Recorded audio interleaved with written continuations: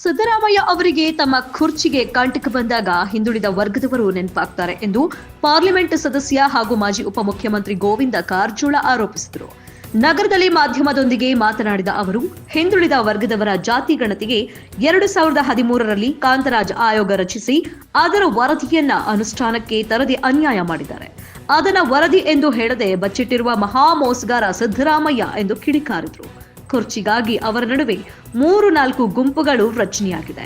ಹೀಗಾಗಿ ಸಿದ್ದರಾಮಯ್ಯರವರು ಹಿಂದುಳಿದ ವರ್ಗ ಅಹಿಂದ್ ಎನ್ನುವ ಮೋಸದಾಟಕ್ಕೆ ಚಾಲನೆ ನೀಡಿದ್ದಾರೆ ಎಂದು ದೂರಿದರು.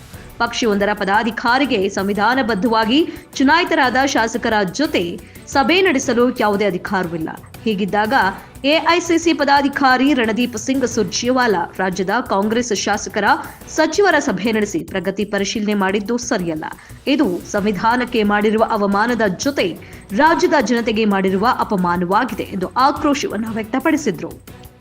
ಸಿದ್ದರಾಮಯ್ಯನವರ ಕುರ್ಚಿಗೆ ಕಂಟಕ ಬಂದಾಗ ಹಿಂದುಳಿದವ್ರು ನೆನಪಾಗ್ತದ, ಹಿಂದ ನೆನಪಾಗ್ತದ. ಸಿದ್ದರಾಮಯ್ಯನವರು ಒಬ್ಬರು ಮಹಾ ಮೋಸಗಾರ.